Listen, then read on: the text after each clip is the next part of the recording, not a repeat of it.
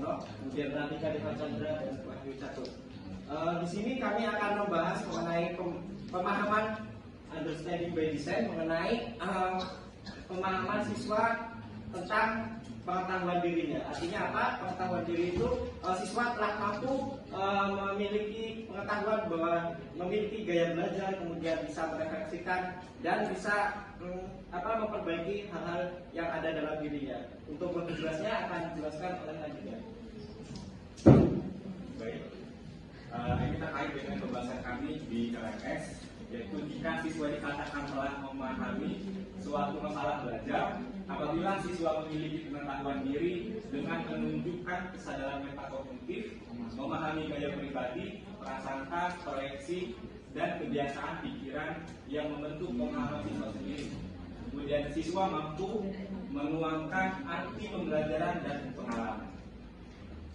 Nah, yang pertama, di sini ada aspek memiliki pengetahuan diri. Nah, peserta didik ini dapat dikatakan memiliki pengetahuan diri itu apabila yang pertama menunjukkan kesadaran metakognitifnya, kemudian yang kedua memahami gaya pribadi, prasangka, proyeksi, dan kebiasaan pikiran yang membentuk pemikiran siswa tersebut. Kemudian yang ketiga itu merenungkan arti pembelajaran dan pengalaman.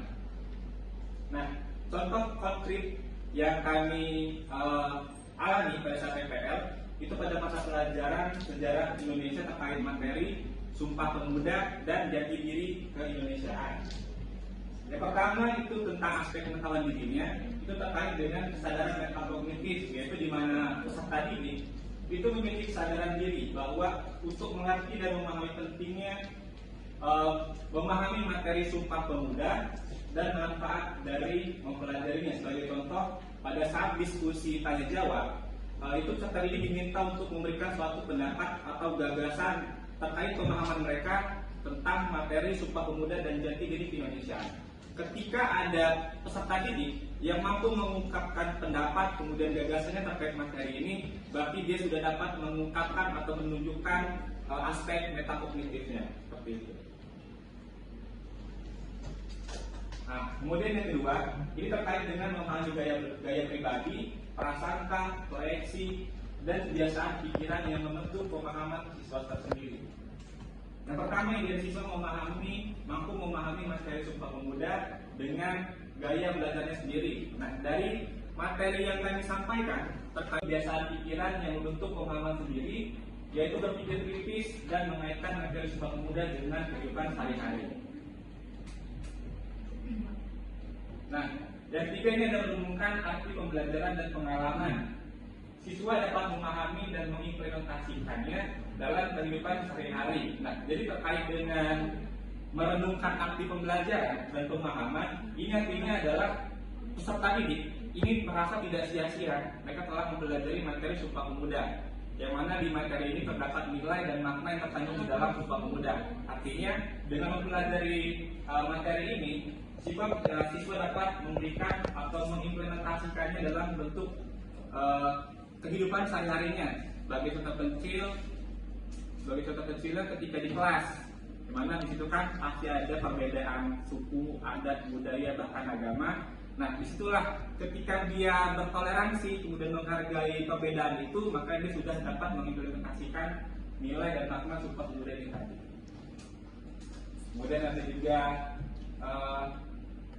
contohnya seperti cinta bangsa dan air, semangat gotong royong, semangat persaudaraan, dan nilai persatuan.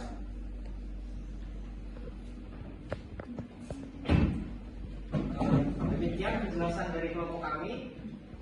Yang disampaikan terkait dengan Sumpah Pemuda, peserta didik itu dapat mengetahui ataupun memahami gaya belajarnya mereka sendiri. Jadi misalkan ada siswa yang mempunyai gaya belajar visual, itu mereka memahami materi Sumpah Pemuda itu dengan membaca, kemudian dengan melihat buku dan lain sebagainya secara visual yang dapat mereka lihat. Kemudian ada juga siswa yang dengan memahami materi ini itu dengan cara melihat tayangan video. Artinya dia mempunyai gaya belajar yang audio visual. Jadi dengan kami menayangkan video pembelajaran terkait Sumpah Pemuda, maka disitulah siswa tersebut dapat memahami materinya. Kemudian ada juga siswa yang mempunyai gaya belajar kinestetik. Makanya kami menerapkan pada suatu pembelajaran menggunakan model pembelajaran project based learning. Nah, disitulah siswa yang mempunyai gaya belajar ini itu dapat menuangkan pemahamannya terkait materi Sumpah Pemuda dengan cara membuat sebuah proyek infografis. Lalu kemudian siswa mampu memvisualisasikan materi yang telah dipelajari dalam bentuk proyek. Nah, jadi setelah mereka mempelajarinya, mereka dapat mengetahui nih, kira-kira supaya mereka lebih paham, maka mereka akan membuat sebuah visualisasi terkait materi yang telah mereka pelajari, baik itu dapat berupa ringkasan, rangkuman, ataupun peta konsep dan sebagainya.